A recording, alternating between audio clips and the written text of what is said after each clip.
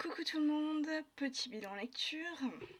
Donc je vous quittais la dernière fois avec Maxime Chatham, que j'ai fini de lire. Donc comme je vous le disais, Maxime Chatham, moi, je n'en avais jamais lu. Donc j'ai commencé avec celui-là, vu que c'est ses 3 premiers livres. Donc comme vous le voyez, c'est une pavasse à 1400 pages, vu qu'il y a 3 livres dedans. Donc il y a L'âme du mal, In Tenebris et Maléfice. Donc j'ai commencé avec L'âme du mal. Que j'ai relativement bien aimé. C'était une belle histoire, un bon thriller avec serial killer. Donc là, on va être avec un personnage récurrent. Donc on va être avec Joshua Brolin, qui est un jeune inspecteur d'une trentaine d'années, qui a fait une formation pour devenir profiler au FBI de Quantico. Le petit souci qu'on a, c'est qu'en fait, comme il n'a pas fait beaucoup de terrain, on lui demande justement de demander sa mutation pour avoir plus d'expérience de terrain. Donc ce qu'il va faire, et il va aller à Portland. Et ce qui va se passer en fait, c'est qu'on va lui mettre une affaire assez compliquée, assez complexe. On va lui donner une affaire, donc on l'appelle le bourreau de Portland. Voilà. Donc le bourreau de Portland, en fait, c'est un serial killer qui tue essentiellement des femmes. Il les tue d'une façon assez particulière, vu qu'il les découpe de façon très chirurgicale.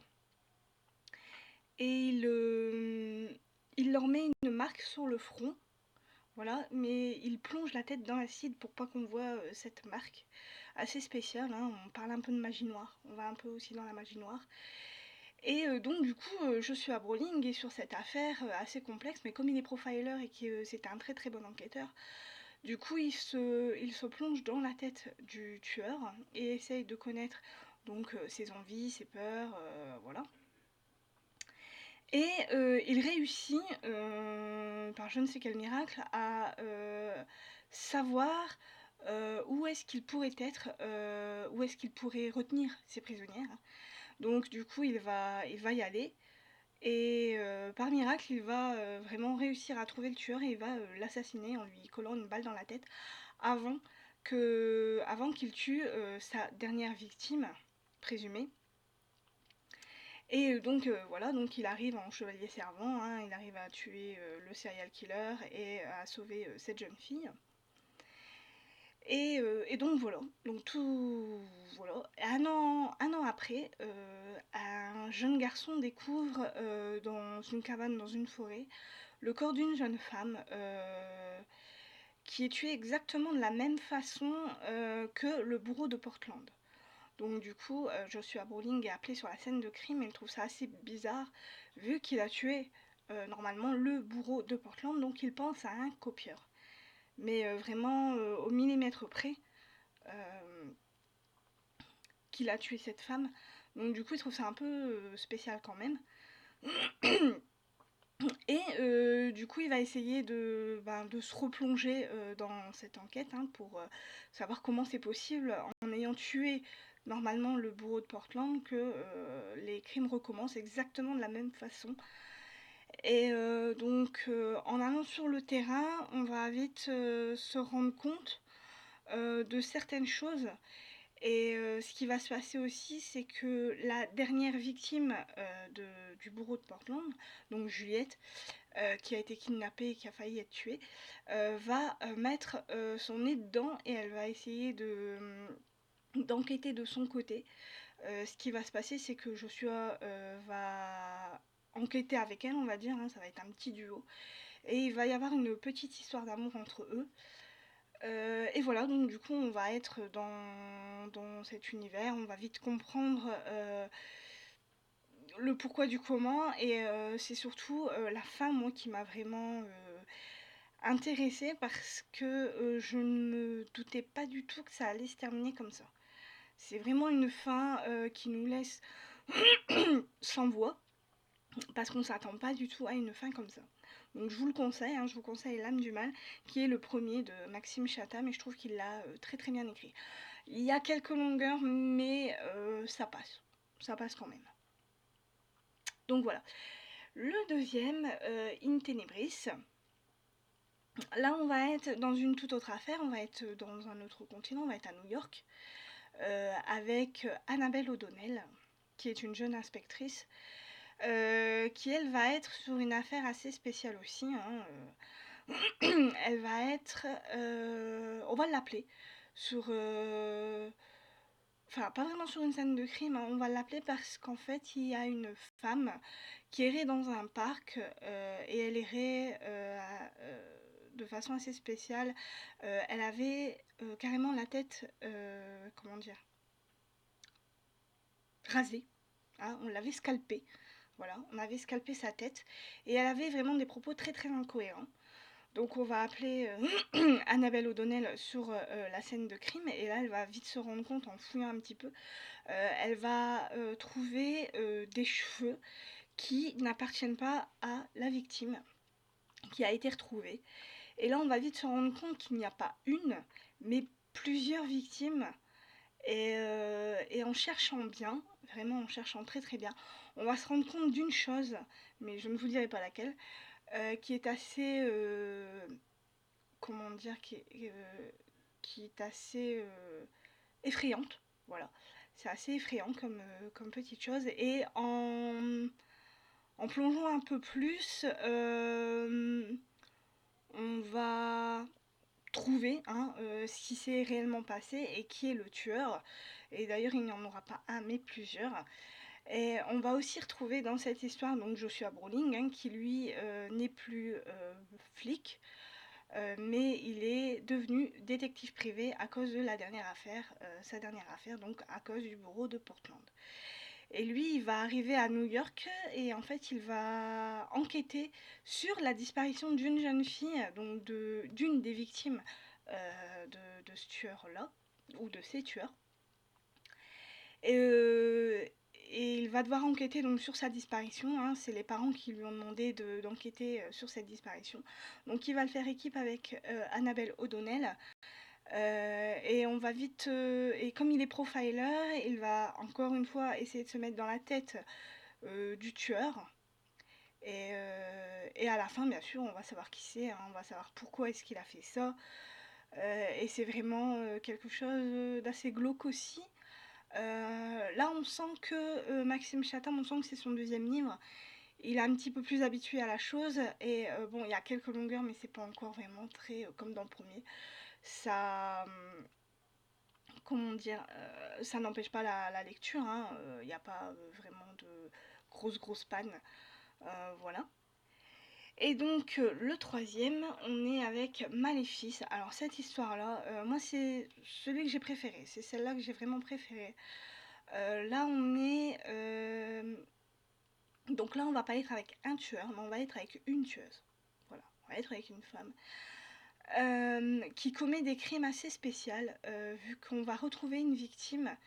Enfin, au début, l'histoire se passe à Portland. On retourne à Portland, on va retrouver Joshua Brolin, on va retrouver ses anciens collègues policiers, et là on va être avec le frère d'un de ses collègues qui est mort dans une... comment dire,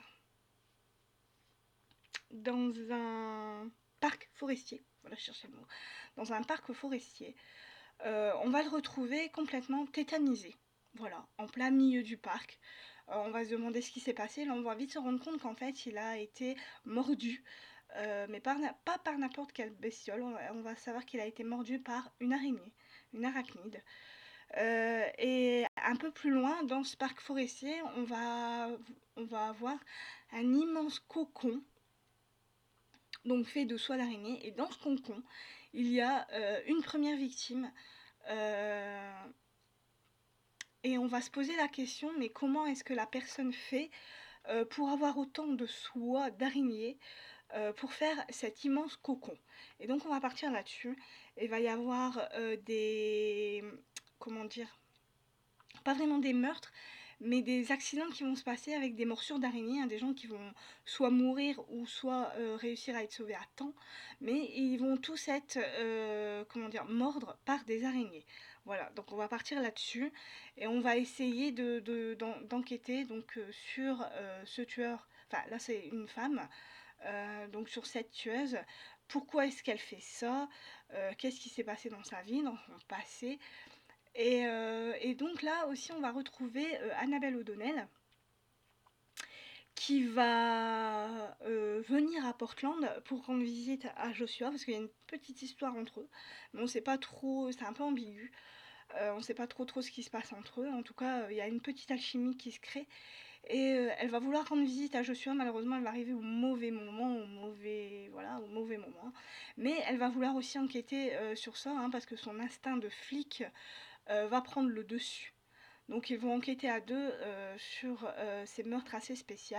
Et donc là, on va être dans l'univers des araignées, principalement, hein, vu qu'on va, comment dire, on va nous expliquer donc quelles sont ces araignées, leur façon de vivre, leur façon de faire leur toile, voilà, beaucoup de choses par rapport aux araignées. Donc si jamais vous êtes vraiment arachnophobe, mais il faut vraiment l'être beaucoup, ne lisez pas ce livre parce que vous en aurez des cauchemars, parce que c'est des meurtres assez spéciaux, surtout à la fin.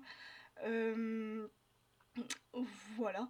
Et sinon, pour moi, ça a été relativement des bonnes lectures, ces trois livres. Bon, j'ai préféré quand même le troisième parce que là, on sent que Maxime Chatham, il tient son sujet. Il est, on le sent, on sent que c'est son troisième livre. On sent qu'il a, voilà quoi, qu'il a fait son chemin, qu'il a fait ses armes au niveau de l'écriture. Et c'est vraiment très intéressant. Moi, j'ai beaucoup aimé, en sachant que c'était mon premier Chatham. J'ai pas été déçue et je pense que je me remettrai à lire ces livres. Alors après lesquels je sais pas, je pense que je vais aller au fur et à mesure, hein, peut-être pas tout de suite, mais je sais que j'en relirai vu que j'ai bien aimé sa plume. Voilà.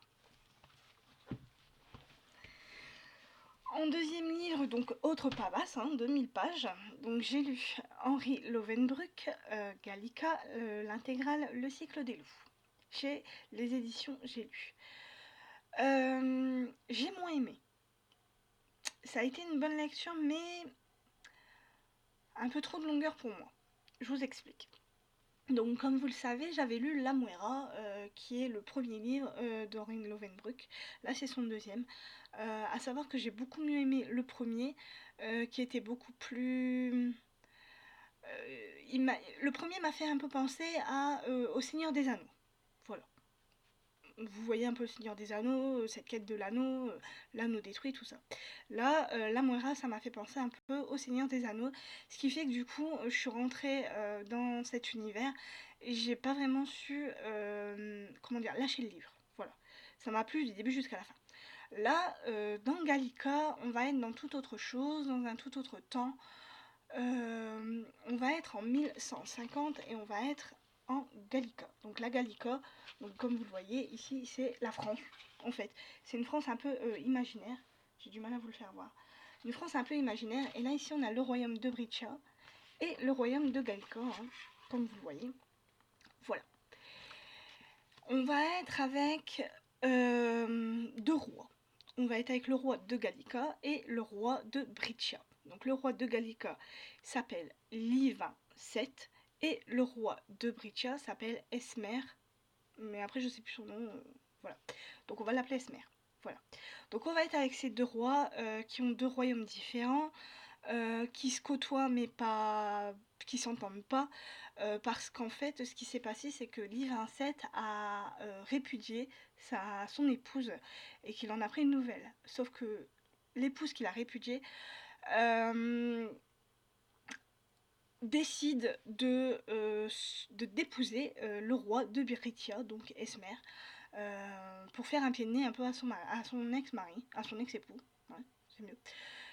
Et du coup, Livin VII, bon, lui il s'en fout un petit peu, mais par rapport à l'histoire, il va commencer à lui en vouloir au fur et à mesure. Donc on va être déjà avec ces deux rois, hein, ça a un rapport. Mais on va être surtout avec notre personnage principal, on va être avec Bohème, qui est un jeune homme de 16-17 ans, qui vit dans une ville à Villiers-Passant. Voilà, il vit dans cette ville avec son père et sa sœur. À savoir que son père est un louvetier, ce qui fait que du coup, il tue il a pour rôle de tuer des loups. Voilà, c'est son métier, il tue des loups, mais il tue aussi des créatures assez imaginaires. Il peut tuer des licornes, des chimères et d'autres comment dire, créatures imaginaires. Voilà. Ça, c'est son métier. Un jour, le père de Bohème donc part dans la forêt pour essayer de trouver un loup et de le tuer. Donc il en trouve un, il l'assomme, il le met dans un sac et il le ramène donc dans son village à Villiers-Passant.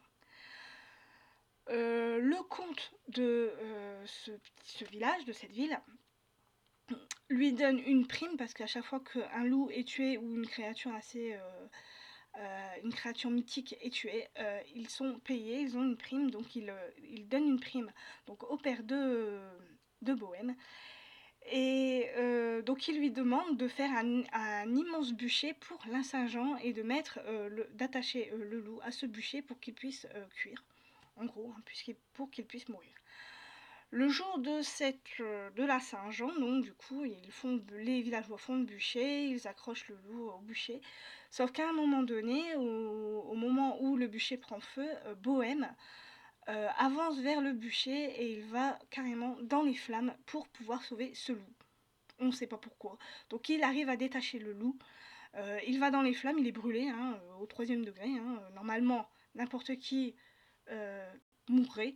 Lui, non. Il arrive à sortir des flammes et il sauve le loup. Il va en dehors du village et il le sauve. Il le libère. Voilà, jusque-là, ça c'est vraiment bizarre. Donc du coup, les gens le trouvent assez étrange et ils pensent que c'est un hérétique. Voilà. Le père qui ne comprend pas vraiment l'attitude de son fils le fait sortir de chez lui, lui dit de s'en aller, qu'il ne veut plus le voir, voilà. Donc Bohème s'en va de chez lui, il part de son village et il erre dans la région. Et là il rencontre un autre loup, avec lequel il s'amuse, avec lequel il commence un peu à faire un petit peu de la camaraderie, hein, si on peut appeler ça comme ça. Donc il joue avec et tout, sauf que le lendemain, le loup a une attitude assez bizarre et il a une attitude bizarre qui fait que Bohème le suit, hein, vu son attitude, il suit ce loup et le loup en fait le ramène à son village qui est en train de brûler.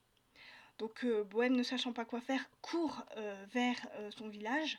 Et là, il rencontre un des habitants du village qui lui dit de s'enfuir parce que c'est à cause de lui, si le village brûle, que son père et sa sœur sont morts. Donc il lui demande de partir parce que des guerriers assez atroces sont en train de brûler ce village et il le cherche lui spécialement. Donc Bohème essaye de s'enfuir, il y arrive et il se pose la question, mais pourquoi est-ce qu'on veut le tuer lui ?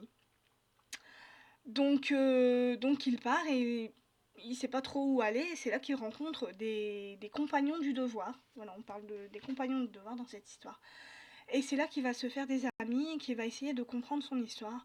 Donc au fur et à mesure, il va rencontrer des personnages assez spéciaux qui vont l'aider dans sa quête de réponse. Et il va aussi rencontrer des gens dans le 2 qu'on a rencontré dans le 1, la Moira. Donc il va rencontrer le nain. Le nain qu'il y avait dans la Moira, on va le rencontrer dans ce livre-là. On va rencontrer des druides qui étaient dans la Moira et qu'on retrouve enfin bref, vous avez compris. Donc on va rencontrer beaucoup de personnes dans Gallica qu'on a vu dans la Moira. Et cette quête que Bohème essaye de réussir en fait, sa mission en fait c'est de sauver donc les animaux mystiques qu'on appelle dans ce livre les brumes. Donc il doit essayer de sauver les loups, de sauver la licorne, de sauver les chimères, enfin bref, tous ces personnages un peu mystiques. Et donc ça va être sa mission principale et on va vite comprendre que Bohème a un passé assez étrange qu'il ne connaît pas et c'est le nain qui va lui révéler un peu son passé. Mais ça sera à lui aussi de trouver les réponses à ces questions. Et donc voilà, et il va y avoir une bataille dans cette histoire entre les deux rois parce qu'ils veulent tous les deux avoir la main mise, enfin surtout Lié 27, il veut avoir la main mise sur Bohème et il pense que Esmer a Bohème et qu'il veut le garder pour lui, donc c'est pour ça qu'il y aura cette bataille. entre Esmer et Liévin, sauf que à un moment donné, moi, j'ai du mal par rapport à cette bataille. Il y a beaucoup de longueur par rapport à ça. Et du coup, c'est ce qui a fait que je me suis un peu... l'histoire s'est un peu essoufflée, et moi je me suis essoufflée avec elle en fait. Et c'est dommage. Je trouve ça dommage parce que j'adore la plume d'Henri Lovenbroek. Et, euh, et qu'il y ait ces longueurs, ça a été vraiment dommage pour moi parce que on était bien parti et je sais pas, le rythme s'est essoufflé, y avait pas le même rythme, surtout que Bohème est, il a pas vraiment le même caractère qu'Aléa, il est un peu mou, on va dire mou du genou. Ce qui fait que du coup j'ai eu un peu de mal, j'ai eu un peu plus de mal avec lui qu'avec Aléa dans la Moira, donc voilà. Voilà, voilà. Mais j'ai fini par le finir et ouf, je me suis dit enfin ça y est, je l'ai fini. J'ai cru que j'allais jamais le terminer. Mais voilà. Donc Ganica, Henri Lovenbroek, l'intégrale, le cycle des loups. Voilà, j'étais quand même contente de le lire malgré tout. Fallait que je le lise, hein, vu que c'était son deuxième et son dernier. Voilà. Et un dernier livre, donc j'ai lu Ici n'est plus ici de Tommy Orange chez Roman Albin Michel. Là, on va être sur toute autre chose. On va être on va nous parler dans ce livre du peuple amérindien. Voilà, ça va être le sujet principal. Donc les Amérindiens qui vivent donc en Amérique, hein, tout particulièrement à Auckland, où il y a une grande population d'Amérindiens dedans, dans cette ville. Et, euh, Et donc on va nous parler d'eux, de leur façon de vivre à notre époque à nous. Et ce peuple est assez, comment dire, tiraillé entre leur passé et leur vie maintenant actuellement.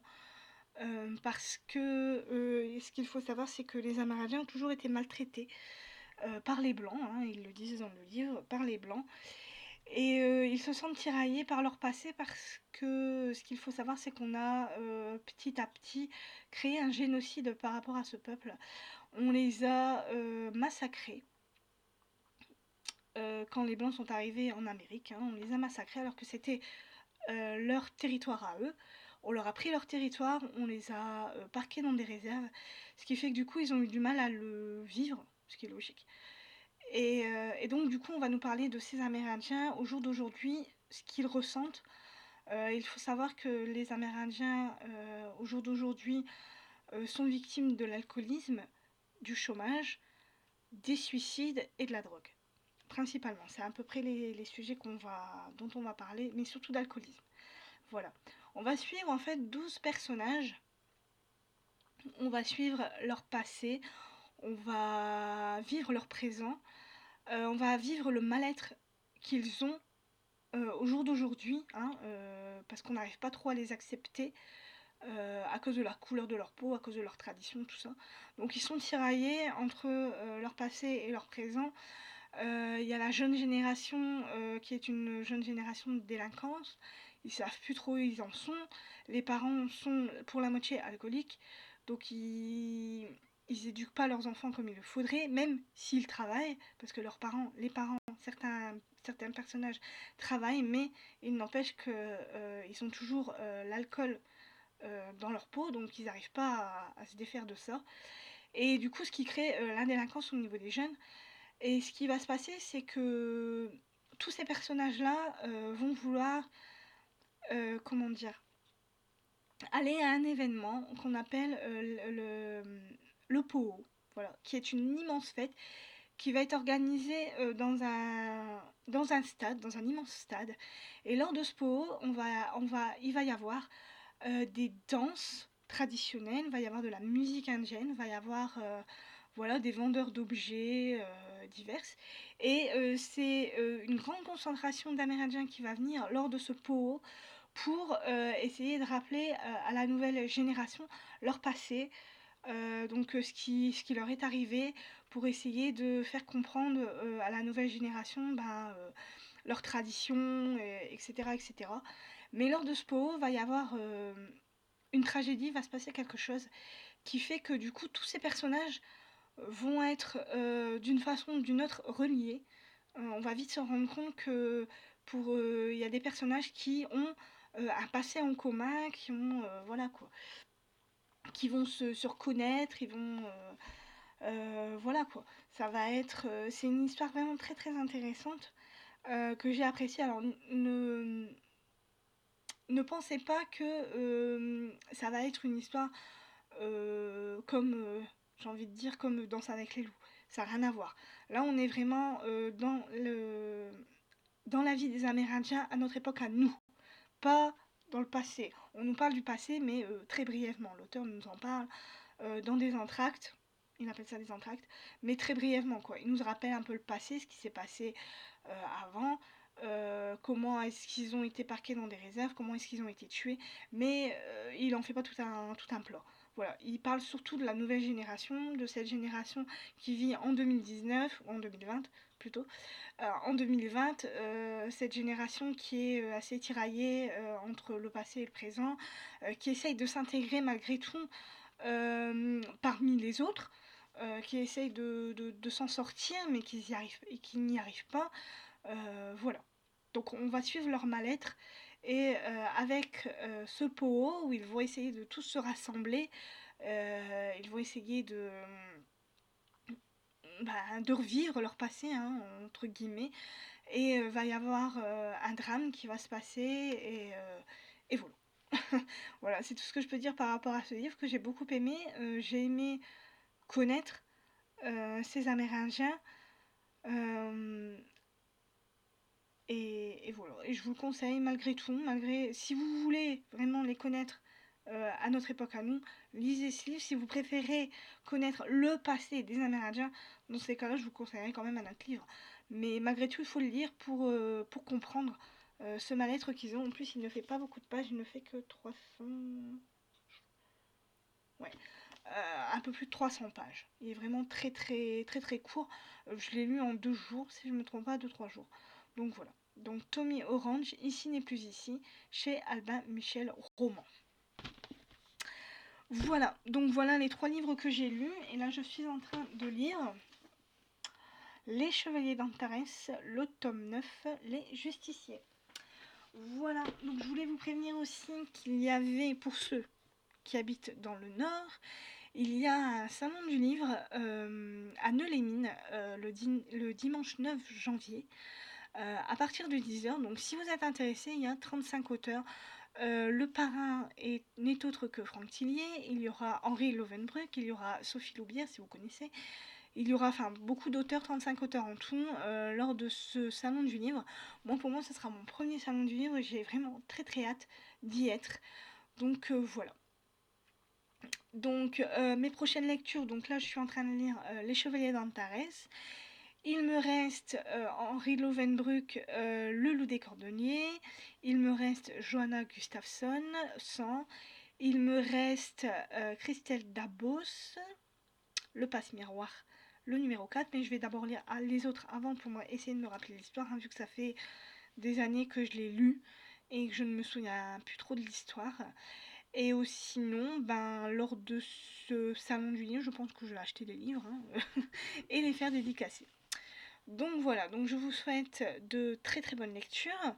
Je vous mettrai en commentaire donc mon blog, mes ventes de livres et mon... Voilà, enfin un peu tout. Donc en dessous de ma vidéo. Hein. Donc je vous souhaite une très bonne journée, de très bonnes lectures et je vous dis à plus tard. Bye bye.